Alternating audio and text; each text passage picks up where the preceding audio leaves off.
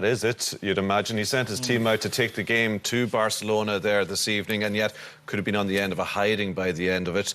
Was that harsh on Liverpool? Oh, yeah, big time. They did so much well tonight. You know, I've written down here, what did they get wrong tonight? What was it they did wrong tonight, Liverpool? Didn't take the chances. I mean, the 3 goals weren't mistakes. You know, there was real quality in all 3 of them. So it's been one of those nights. And I think hard for him to go on television and say that, because then people will be picking holes in what Liverpool could have done and shouldn't have done. But for me, the only thing they got wrong tonight was not taking their chances. You know, Salah hitting the bar.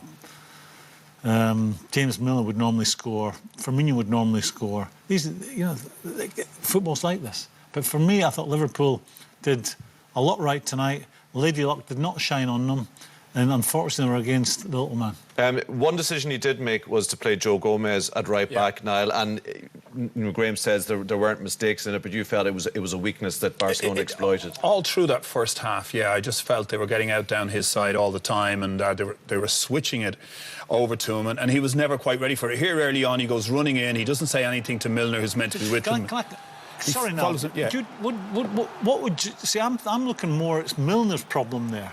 Well, he's got to call Milner and at least tell him. You know, between them it was poor. I just thought it was a lack of communication between them. And what you have Jordi Alba getting down the left wing, and it happened 3 or 4 times where nothing productive came of it. But now here something does come out of it, because once again he's inside, he's kind of knows he's there, but he's not really paying enough attention to it. He trots over. Henderson trots over this time to give him a hand, but that's when, you know, the brilliance of the ball in, the reading of it all from Suarez, and that changes. So it may be a bit picky, but I just felt, you know, he was inviting that kind of pass all through the first half, and eventually it told. But if you're a full-back, you want him to pass it there rather than on the shortest route to goal, rather than receiving it in front of the fan. Well, as far as I could see, every time they looked up, there was a gap to play the ball out to that wing, and they made progress. I hear it, but I think we're being harsh on them, because I think if you have a choice as a full-back, if I'm defending my goal there and the danger's there, that's the quickest route to goal. So I'm going to eliminate that, and if it goes out there, I can sprint it and react to it. Well, if you're working as a pair and somebody's stopping the ball back inside... was correct, yes. But it was James Milner more for me than what Gomez did. Do you absolve the centre-halves for not picking up Suarez's run? Yeah, listen,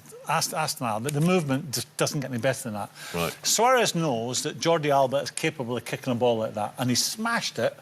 I mean, he's not past it, he smashed it with great pace between the goalkeeper and the last defender, and he's attacked his space, and Suarez gets the end of his foot on it, and that's all he needed to take it past Alisson. That was a great goal. You really can't defend that. You have to hold your hands up sometimes and say, people just do wonderful things at this level. They do, and Messi does wonderful things at this level. And Graham says the only thing Liverpool did wrong all night was not take those chances, and that wasn't going to happen with Messi around for Barcelona, was it? No, well, they might have done 1 or 2 more things a little bit wrong, but Messi, just in the game, I mean, Liverpool had a plan to deal with him. Look, the crowd's closing in around him, but he still manages to find space. He's back in the right back position here, defending for his team. But then he comes up with this to get himself out of trouble, throw in, keeps going, knows they haven't picked him up. And it doesn't look like he's going to win this. Henderson looks favourite twice, but he still manages to poke away and get Suarez on it. And, you know, every time he got it in the match, he looked like something was going to happen. He holds on to it here, draws Liverpool players over, moves the ball on again. And he went quiet for a spell in the second half before the goal. And I said to Niall, Messi's gone quiet for a little while, but the goal will come. Or he'll do something. Like this, look, that was the little spell of quietness. He gets the space, he finds the space. Look at that. It's just marvellous to watch. This is the goal. And he draws in. Look at 4 Liverpool players come. Fabinho's very unlucky. He gets a good tackle in. Again, Gomez could have moved a bit quicker with Suarez, I thought. But this is sensational. This is sensational. Under pressure, not too much pressure because they're already 2-0 up.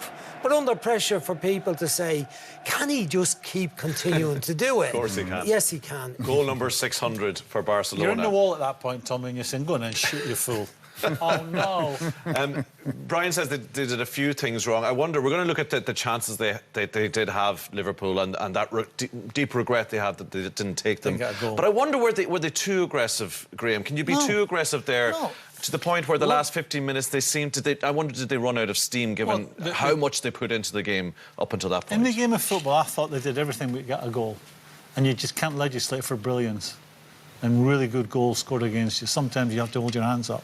Where they looked vulnerable was they got a couple of corners late on, and Dembele made a hash of it on 2 occasions.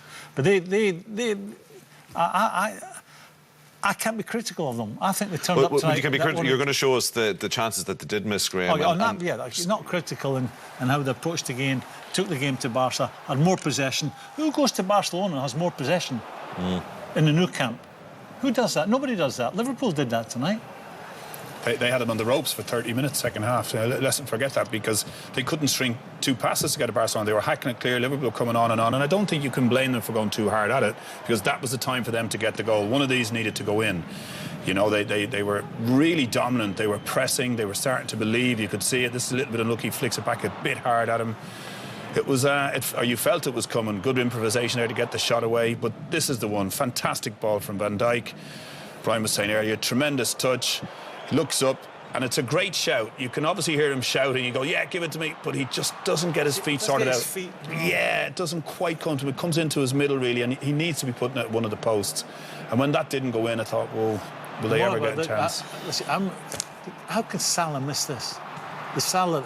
can put that away. But Brian was making the point that the myth of Barcelona being a bad defensive team has been put to bed. They've only conceded one goal in the knockout stages. Brian, did we see that tonight? A team that is now actually a hard team to score against well, as well? I think they were forced on the retreat tonight by Liverpool's dominance in the middle of the field and Liverpool's courage keeping so many players forward. And they were forced back.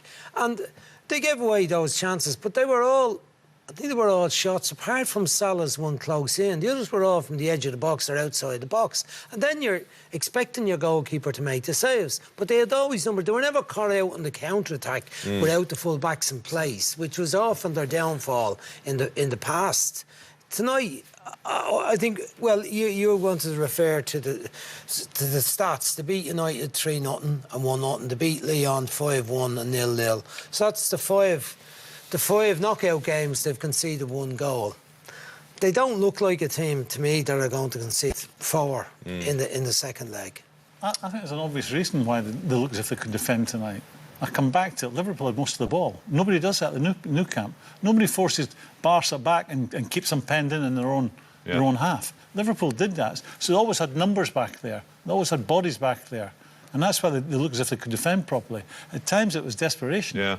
But they managed to keep a clean sheet, Barcelona. It's the halfway stage.